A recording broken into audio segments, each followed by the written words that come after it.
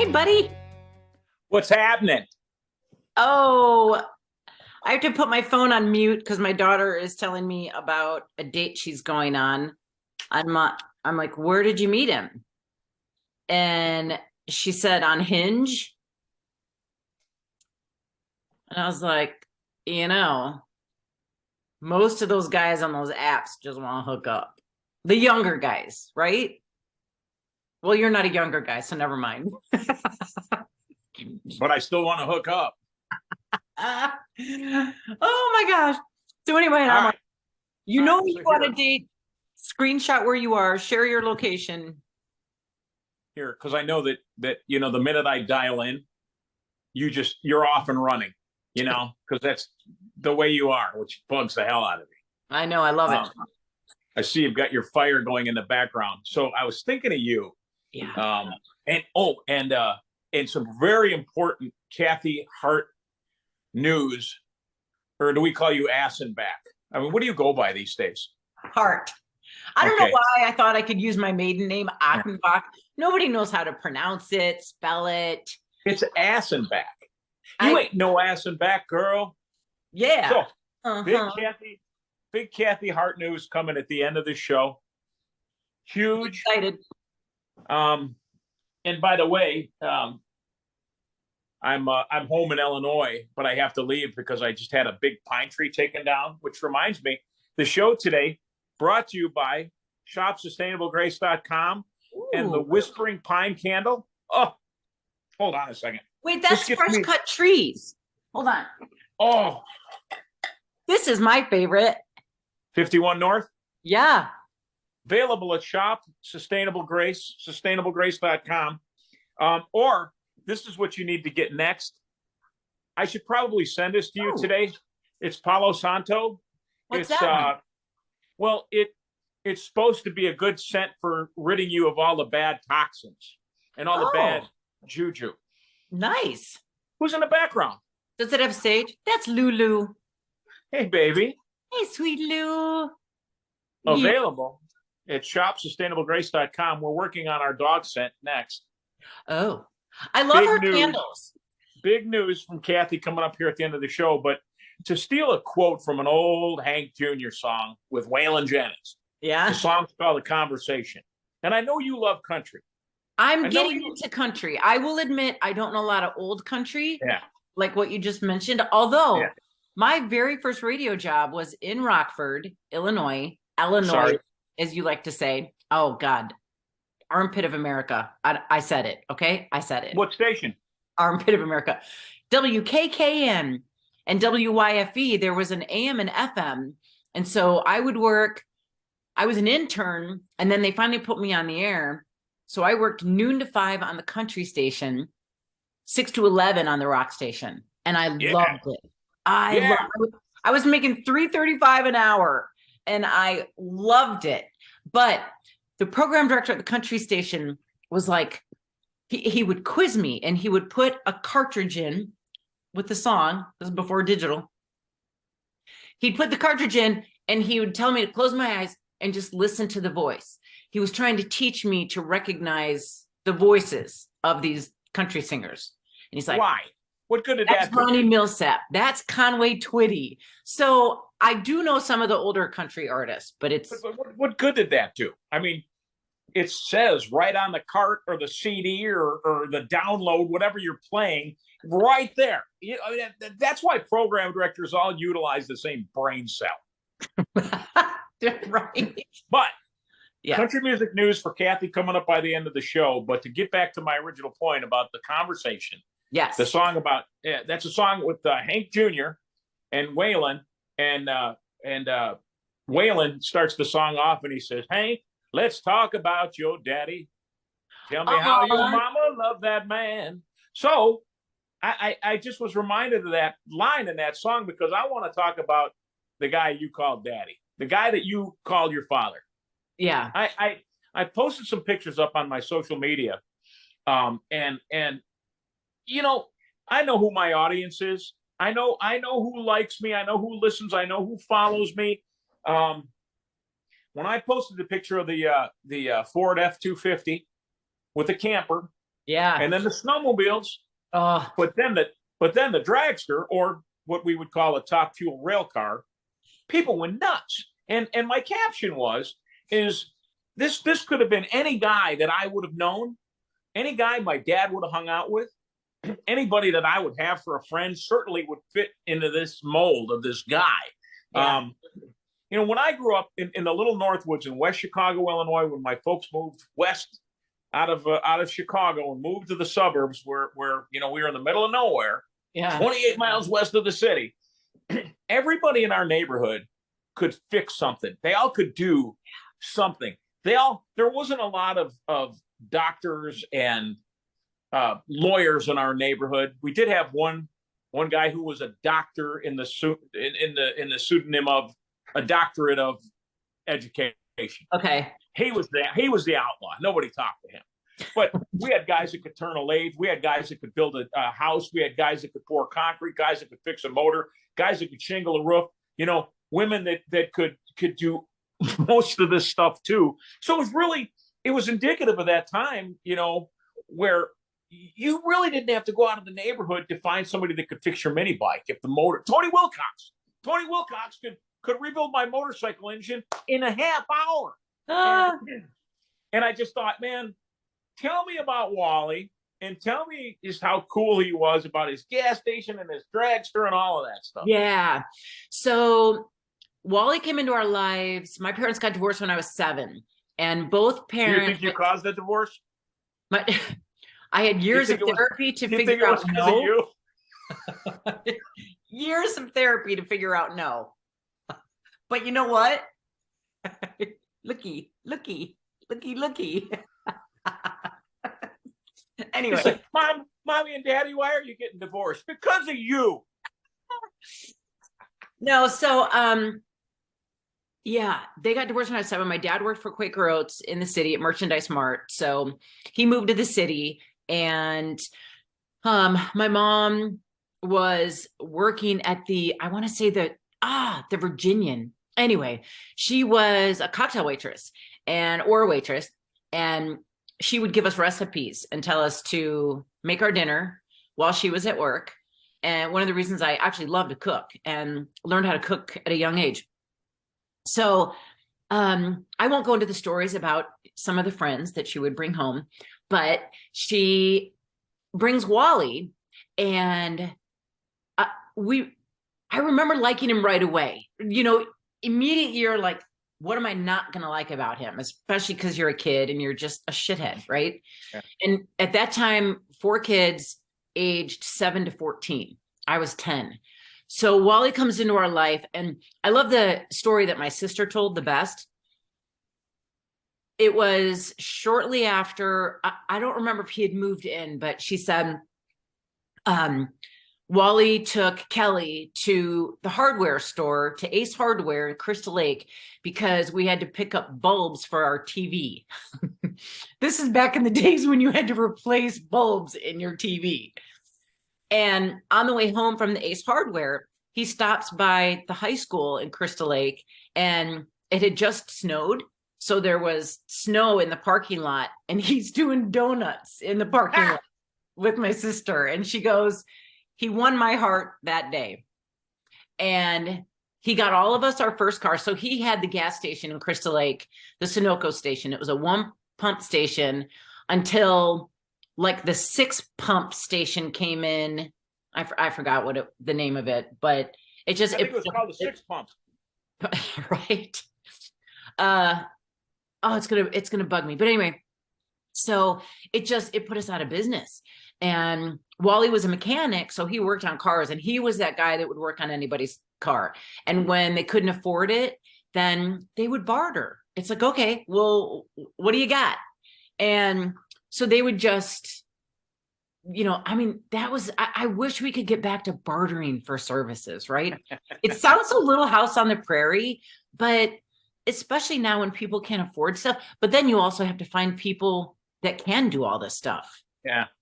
Are they out there? It's funny you mentioned that because, my dad being a small business owner too, he would do a job and it may be a smaller job, but my mom would be like, yeah, your dad traded for half a steer. And I'm like, Okay, well, I didn't quite it did, and I didn't get it then, but little did I know he was working at a for a place down on Fullerton, the West Brothers Provision Company, and he we'd have steak for the next. It's probably why he died of his heart issues, probably too much cholesterol, but no, that's cool. So he owned a gas station, and you guys would go on trips and go in that big family truckster. Yeah, I remember that Ford truck. Wally took me to my first orthodontics appointment. I was sitting in the back of the truck. It's back in the days when it was legal. I'm like, can I ride in the back? Because I knew you're not supposed to. He's like, yeah, darling, go ahead. So, cruising down, I forgot what street it was in Crystal Lake, probably Main Street or whatever, taking me to my orthodontic appointment to get my braces on. And the thing about Wally is he was just so involved. He also was tough love. He introduced my mother to the belt. So he was tough love, but while we hated it then, I'm telling you, it The formed, Wally abused you? it formed who I am. Oh no, he gave the belt to my mom to discipline us. What a like, good I'm not move. doing this. Yeah, Here, you do it. You kids are going to get your ass kicked, but mom's going to do it. Yes. That's a slick dad move right there. Yep. And it's the way that he was born and raised. And I'm not saying it's right. I don't want people to say that I'm encouraging whoopings with a belt, but back in the day, it was an accepted form of discipline, and we feared that belt. There's a couple things you learn in life, and this is just a personal observation brought to you by shopsustainablegrace.com. When you open your mouth to the wrong guy when you're young, maybe in 6th, 7th, 8th grade, freshman year of high school, and you get that first ass kicking, you learn that next time I open my mouth, one, maybe I shouldn't open my mouth, and two, if you open your mouth, be ready, because you don't want to get an ass whooping again. Yeah. And my mom and dad were, I can't say I got whooped or spanked too many times, but if there's that thought that you don't want to, one, you don't want to get your ass kicked, two, you don't want to, why cause your parents trouble? Then I learned to be smarter about it and hide it. Kids, if there's anything I can tell you, it's don't get caught. That's just it. When I got older, I got smarter. And was I the smartest? Well, by then my older brother and sister were out. So it was basically just my little sister and I. And we would take camping trips. Man, the one trip is the funniest damn trip. So we're going to Colorado. We go to Pikes Peak and Four Corners, the four states. Oh gosh, is this going to test my memory? Colorado, Arizona, New Mexico, Nevada? No. What am I missing? Nevada. Okay. Anyway, so Gina, would you Google that for me? The Four Corners. Google Four Corners. You can be in four states at once. Four Corners, I think, is where Canix had their pharmacy over in Brookfield at the Four. Oh, I'm sorry, that's Five Corners. Never mind. But I digress. All right, so you guys went all the way out there in that big F-250 gas-powered truck with that big camper in the bed. So again, highly illegal, because you are not supposed to have riders in the camper because you have no contact with the people in the cab of the truck. So Mom and Wally would be in the cab of the truck, and my little sister and I would be up on the very top where you could lay. There was a bed up there, and it was on top of the truck. And so we could look out to the road ahead of us, and it was beautiful. That's how I fell in love with the West, because I think the furthest we went, maybe in Colorado, but anyway, so many trips in that camper. Again, highly illegal. I'll never forget one trip where my brother, all four of us were actually in there. And so the way to communicate before cell phones was to knock on the little window that shared, the back window of the truck and the window in the camper. So we would have to knock really loud to get Yeah, through. because there's 2 panes of glass you got to get through. Right. And there was one time, so there's one boy and 3 girls, and my brother farted on my little sister's head.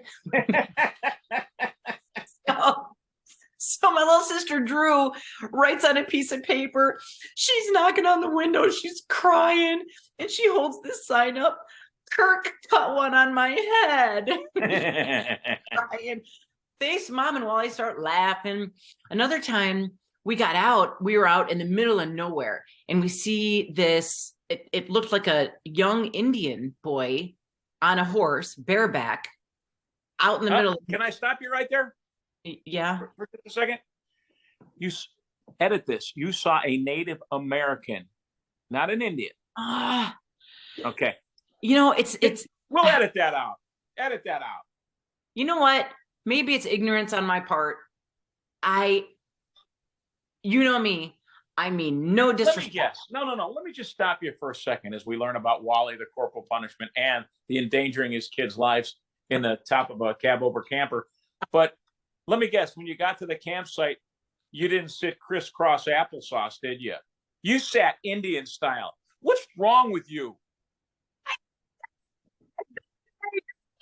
I don't know. I can't keep up anymore. Native American. We saw a Native American, but back in the day, anyway, so we get out to take a picture, and my little sister Drew has got this. We're from Chicago. We see some Native American on a horse, and we're like, whoa, this is cool. This is like the movies. So we get out to take a picture, and Drew's got her little Instamatic camera, and I got back into the camper. The back door to the camper is open. Mom and Wally are already in because only we got out, me and my little sister. Wally takes off. Drew didn't get in the camper yet. He takes off. Ray, I don't know how far down he got down the road, but I will never. Drew must have been maybe 9 or 10 at this point. And I will never forget the look on her face. Oh, because the truck is getting further and further away, and we're literally out in the middle of nowhere. Anyway, I screamed loud enough where Wally finally heard and stopped and backed up, and Drew was running. Just sure, she's traumatized for life about that moment. But I'm telling you, we had a great childhood. We went through a lot. It sounds like it so far. Just because I want to, and don't forget, coming up here in a little bit, big Kathy Hart, Nashville news. But so far, we're learning about corporal punishment, child endangerment in the top of a cab over camper, and now we're learning about child abandonment. So this is what every perfect childhood looks like. All right, now from the camper, I'm working on a book. Now, of course, not as intricate as what you may be working on. Yeah. But it's called Two Skis in a Track, and it's about the people I've met, the places I've gone, and the things I've done just because of this silly thing called a snowmobile. And I noticed, and I knew that you were the Rockford Ice Queen or the Stump Jumper Queen in the whatever county that was in Wisconsin. Clinton Fence Hopper, Snowmobile Queen. But then I went on to be the Rock County Snowmobile Queen. See, that's cool because not only do we have corporal punishment, endangerment, abandonment, but now we have your family pushing you as a sexual beauty object. I was forced into that because there was only one other girl that was going to go and try out in the pageant, if that's what it is. If you try out, I don't know. And I wanted no part of that. I was not beautiful. I had long hair, glasses, and braces, but there was nobody else. So my parents were like, you have to do it. Yeah. Let me see the wave. Let me see the Stump Jumper Rock. See, I can't even. That's a terrible. Oh, that was my left hand. Right hand's a little better. Either way, it's good that you can do it with both hands. It's a good quality. Do you have that quality? I usually just left. Okay. All right, so you guys would snowmobile a lot, and you'd go up to Lincoln County, Tomahawk area. Tomahawk. That's where his parents were from. So His parents lived, when we first started visiting, no running water. So we had to go to the well. Can I stop you for a second? Yeah. Was running water the name of the Native American boy you met on the camping trip? Stop it. Sorry. Stop it. So there was no running water, and we had to go to the well if we wanted to pump water to cook, to bathe, to go to the bathroom. We had to use the outhouse. So there was a time I had to go out in the middle of the night. Oh, it was terrifying because I know there's bears, black bears. And my brother reminded me of that all the time. And there was one time that little son of a bitch was hanging out behind the outhouse, knowing that I was going to be out there. I'm in the outhouse, and all of a sudden I hear, I can't do a bear noise, but I'm like, no, was that you? Was that you making a noise? No, it was my brother behind the outhouse. Okay, as I'm going. Huh? Yeah, you were in the bathroom. I didn't know. Yeah, I'm in the outhouse. The brother's behind it, unknowing. I did not know, unbeknownst to me. And he starts making bear noises. And I'm a kid, so I think it's a bear. Oh my God. I had already, I didn't have to go number 2, but. But if you anyway, do, so, if you do, and if the house gets to smelling, any scent from Sustainable Grace would do away with that stink in an instant. I would go with 51 North if I were you, but. And that's the road you took to get to Tomahawk. Was it? I don't even remember. It absolutely was. Interesting. Wow. Yeah. See, now this has even more sentimental value. Mm-hmm. That's you awesome. You would take that up to Tomahawk, and that Wisconsin River flows through there. It's absolutely beautiful. but that's cool, man. I mean, the problem with, you see, my kids' life is pretty much so far mirrored by the things you're talking about all these years later, because you grew up in the 50s, whereas they, at least that's how it sounds. You are older than me. Really? But you know what? I do all of this stuff with my kids, and a lot of people do. A lot of people talk about kids today. Oh, they got their hands in their phone, and while that might be true, I think there's a lot of I still see a lot of families from Chicago, everywhere in Wisconsin, Minnesota, everywhere I go, towing the boat, and Good. Yeah, they're called fish tabs. You know what a fish tab is? No. It's an effing Illinois shithead towing a boat. Fish tab. Oh, see, I've heard of a fib. Yeah, effing Illinois bastard. Illinois bastard, yeah. But so not only did we have all the things that we talked about, but you also had some sibling, I guess you would say, not sibling rivalry, but bullying from your. You had a lovely childhood. My brother, what my brother would do? Because he was bored, and this is, it's what you do. When you're bored, you get creative. And this is before my little sister came along, or she was maybe too young to pick on, that he would pick on me. He would put black pepper in his hands, wait for me to come around the corner, blow it in my face. Well, pepper spray. Yeah, that's where that concept comes from. He would put me in a sleeping bag and zip it up and push me down the stairs. I think it's what that got you ready for? That got you ready for years of doing morning radio. All right, now. Yep. We're learning about Wally. Wally was Kathy's stepdad who passed away suddenly, and it was odd because we just talked about paying attention to health issues and your body warning signs after that little incident I had. Matter of fact, snowmobiling in Wisconsin a couple of weeks ago. So we talked about this last week, and then you called me. I couldn't believe you. I think you called me last Thursday. The next day, yeah, it happened. Yeah, the next day. Wally had a sudden heart attack and he left. But you told me this is the guy you considered your dad. So you posted up pictures. We've already talked about the camper, Kathy's horrible childhood, the child abuse, the abandonment, the egregious way to identify a Native American. Child labor. And her brother, beating her incessantly. But now I want to talk about this guy's. Where did he race his dragster? And for the purists that watch this, top fuel rail. At least it looks like it's a top fuel rail. It may have been a gas, or I don't know, but it's indicative of the dragsters we see today, early form now. But where did he race that thing? Union Grove? He raced regionally. Byron, Union Grove are the two that I remember. So only regionally. Probably Oswego out in, because Oswego had a drag strip years ago out in the western suburbs. But that was a sweet car. Yeah, so that was really early on. So that had to be, I would say, mid 70s that he was racing. And I don't know if it's because he became, the head of our household, that my mom, I don't know if she made him give it up. I don't know the story of why he stopped. But why? Can I ask this? International Women's Day is today. We're taping this on Wednesday. Why do you take that away from a guy?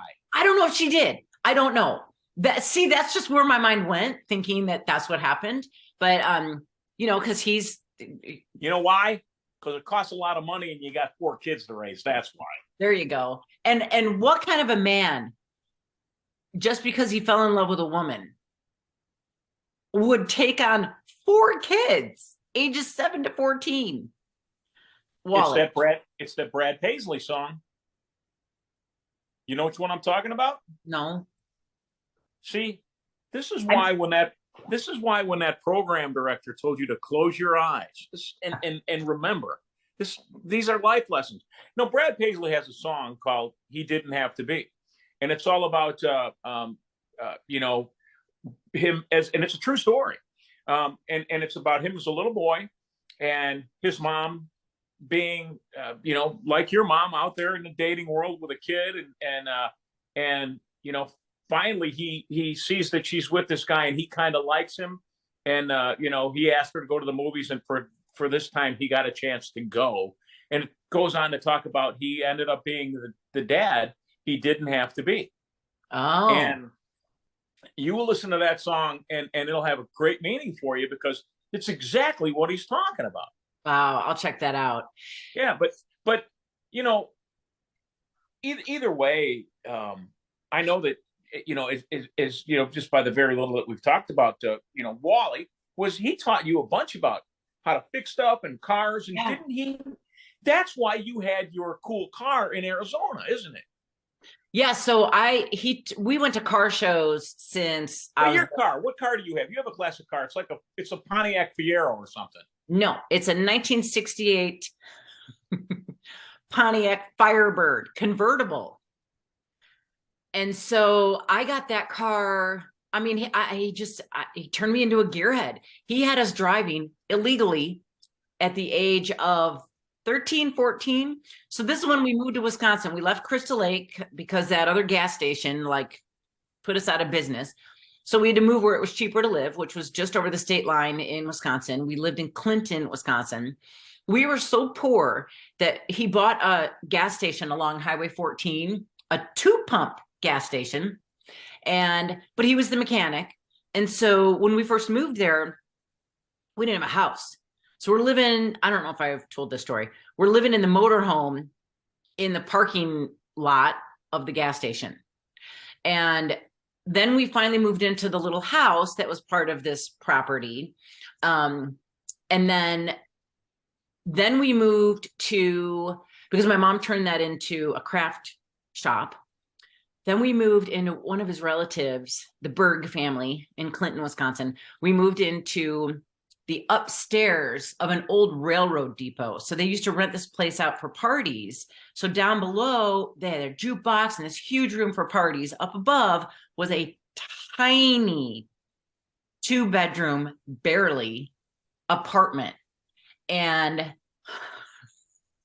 here's another story. I can't believe I would tell the story. Whatever. This is why we're off the air. So. Oh no. This whole thing is why we can't get a job. So this is back in the day. This house was so small. It just had 2 tiny bedrooms.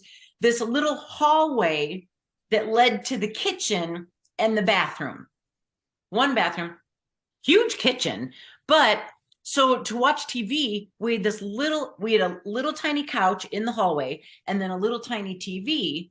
And we were watching Roots. Do you remember Roots with Kunta Kinte? And it was a oh God, what did they call those? I'm thinking not documentary. Miniseries. So I don't know where my brain is today.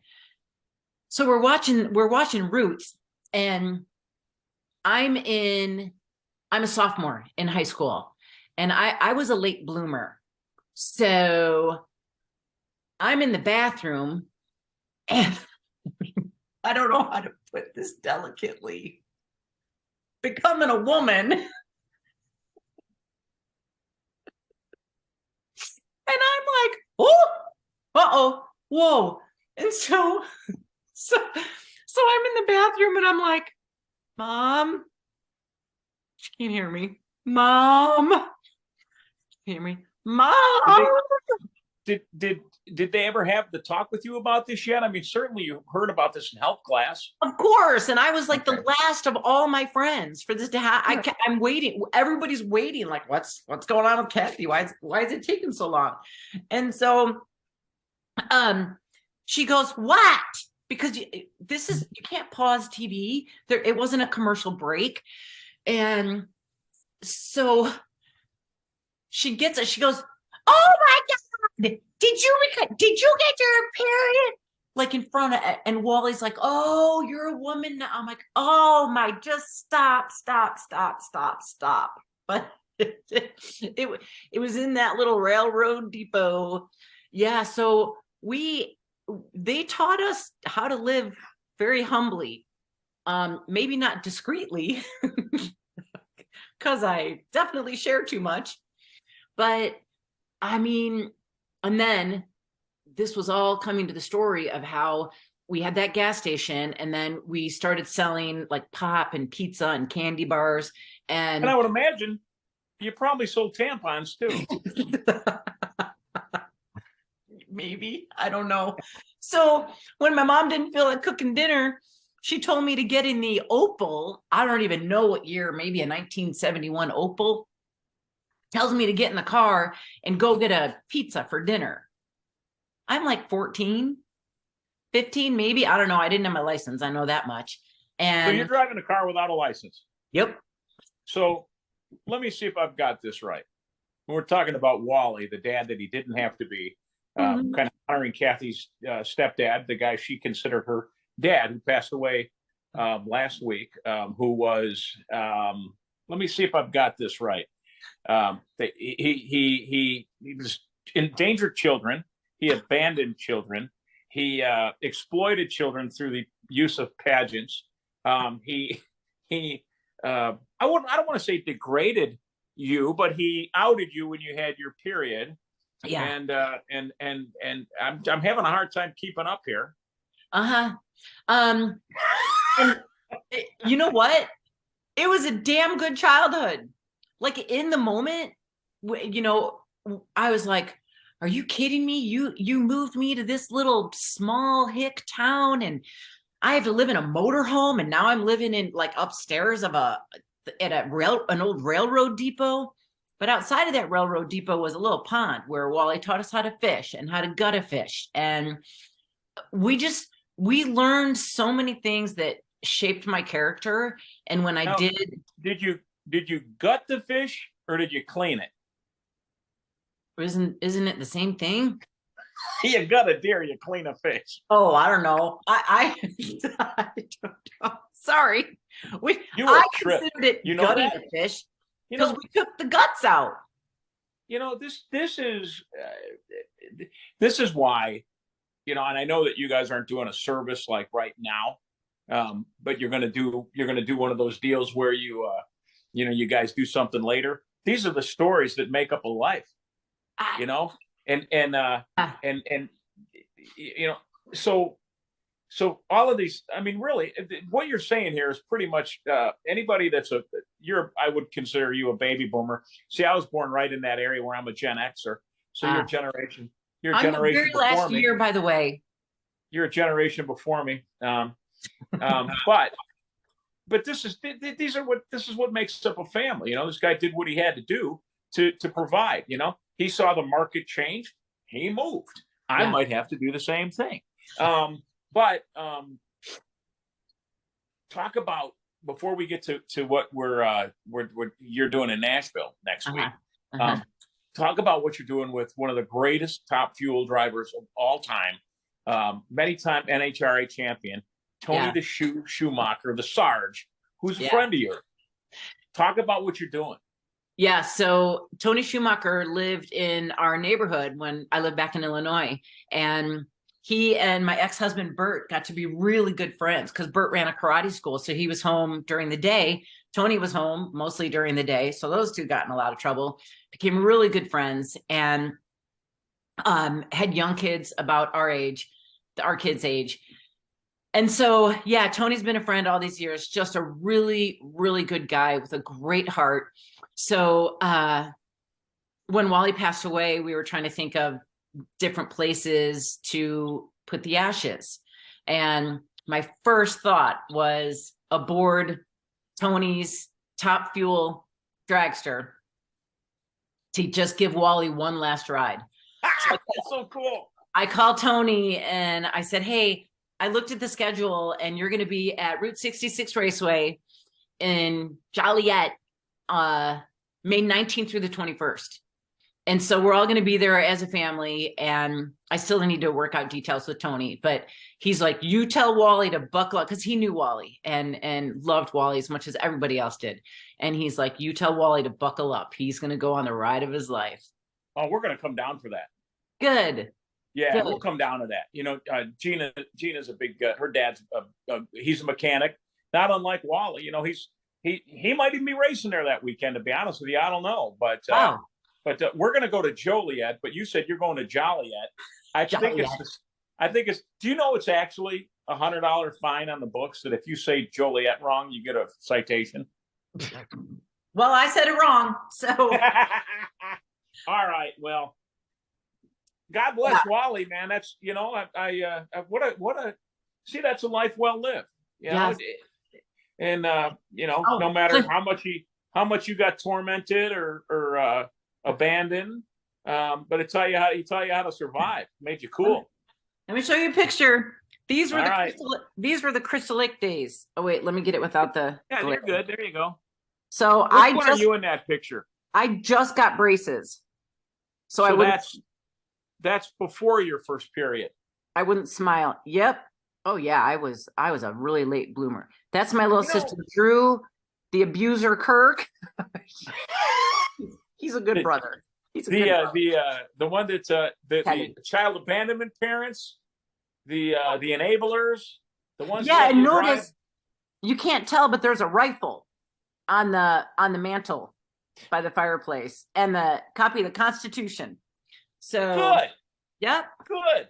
Yep. The framers of our Constitution were pretty smart, and Wally was a good guy. Great guy. We could have hung out. I knew it. You would have been best friends. For sure. Such a good guy. Yeah. Well, God rest Wally's soul, and condolences to the family. And thanks. We were blessed. Right, Thank you for honoring him. You're a good guy. I appreciate all the kind words and everything you said. One, you're a buddy of mine, so you want to support your friends. Every time we do one of these, I feel like I'm a therapist. Yep. And I feel like we should be accepting advertising. Available at shopsustainablegrace.com. If you need a Ford-friendly Ford in Roselle, Illinois, if you're looking for a home in the Fox Valley area, Diamore Keller Williams team will help you out. And for a good, tasty morsel, stop by the Fox Fire in Geneva. Those are all people that still support me. Maybe I'll go when I come to town and check it out. Now, before we go, tell everyone why you are going to Nashville, Tennessee. Kathy goes country. Woo-woo. So I've been listening to country music over the last year. I like how, maybe it's just because I was tired of listening to Taylor Swift and Justin Bieber and Katy Perry. that and moving out west, you're kind of exposed to a little bit more country. But I like new country, pop country. I'm sure old country's great, but I listen to on satellite radio, Sirius XM, The Highway, and it's almost all new country. Lainey Wilson, by the way, just got nominated for 4 CMAs, ACMs. I forget which one. Anyway, so I'm really enjoying country. My son's going to be on spring break with his dad in Arizona. And I'm like, what am I going to do? Where am I going to go? Oh, maybe I should try to find a job. So I am headed with a couple demos in hand. Wink, wink. And okay, so what's a demo? What does that mean? So I have put together a demo of me. A demo of what? What is a demo? A demonstration? A demolition? It is, could be both. But it's about a 10-minute audio clip of me doing a sample of an hour show. I think it would be a great idea to combine contemporary Christian music with country music because they are very similar. And people are so freaked out by Christian music, like, oh, it's too Jesus-y. And while some of it can be, it's good music, and it's got. Don't talk. I'm accepting to Jesus. It's coming to me now. I'm accepting to Jesus. Stop. So it's gotten me through a lot, and I'm telling you, there's a trend now where Christian artists and country artists are pairing up. Carrie Underwood, I think she did a song with Need to Breathe. Anyway, I could give you a whole list. Sheryl Crow. You know that Brantley Gilbert's teaming up with Five Finger Death Punch. See? Look at this. Come on. I don't think that's Christian music, but it's good. Not exactly, but. All right, so you're going to the country radio seminar. Yeah, so I'm going to the country radio seminar. So you're going to go to the country radio seminar and ask people to change their format. Well, yeah, I love what you're doing, but let's do it this way. Yeah. Well, you know what? I mean, radio needs some kind of a revival or just change. I think people are tired of the same old formulated bleh. And if you take K-Love and US 99 and just take the good stuff, because I think K-Love is a little, personally, my personal opinion, little too churchy. It's not local. They ask for money. And then you take country music. Sometimes country can be too country and can be a little bit too much. It's impossible. I like the combination. So I'm just going to go and try to get them to open their minds, do something different. And if nobody wants to have the balls to go back to old school radio, forget corporate, old school radio, and take a chance on some station that has like a 0.08 in the ratings. It is not doing anything anyway. Just some radio stations around here would love to have that. I'm just saying. I've already got like the whole clock figured out as far as how many it'd be like. Well, I'm not giving away my. By the way, that's a nice clock. My formula. Yeah. So anyway, well, so I'm doing that, and then I've got you set up with a bunch of people down there. You do. Did you call Becky?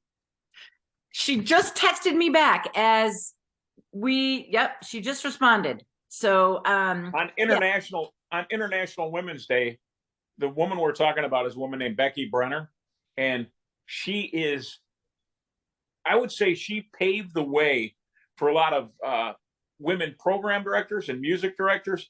You'll love her. You guys are like the cut of the same cloth. Really, great. You'll dig her. All right, so we'll have fun. I'm going to call my buddy John Rich and see if we can't get you to do this portion of this little thing we do, this little Kathy and Ray therapy session, mostly on behalf of Kathy, from John Rich's bar when you're down there.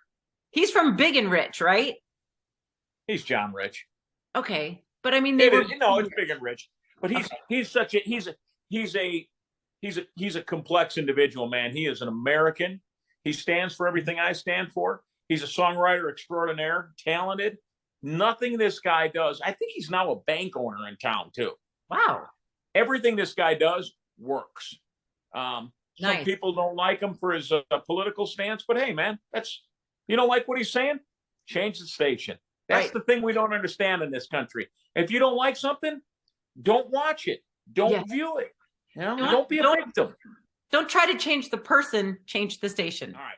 Something You like tell that. me, let me know if you need any help there in Nashville. Well, you've already helped me out a lot, and Um, I'm guessing I will. So don't turn off your phone when I'm you're there. gonna, yeah, you're gonna love some of those people. And by the way, if the world starts getting you down, remember there's one thing you can do. Light a good candle that takes away the toxins. I do this for the girlfriend. If she sells a couple of these, she's happy. She's awesome. She has good jewelry too. She has a lot of great stuff on her shop. What's that website again? You think her jewelry's cool? You should see her drawers upstairs. She's got some really cool stuff in there. What, honey? What's that website again? Shop sustainablegrace.com. Sustainablegrace.com. All right. God bless Wally. I'm done talking to you. What have we learned today? What have we learned today? We learned that growing up in the 70s is nothing like growing up now. My parents would have been imprisoned and I would have been an orphan. Yeah. But you know what? They gave me character, and I absolutely respect the way that we were raised, because they did something right. At least I think they did. You know what they say, man. You spend your whole childhood trying to get away from where you were growing up, and your whole grown up trying to get back to your childhood. That is a country song. That's about 20 country songs. God bless Wally. God bless you, Ray. I appreciate you. Peace. Blessings to everybody watching. It's been another good session of figuring out Kathy. That's what we should call this. What is this, God? Anyway, all right, thanks.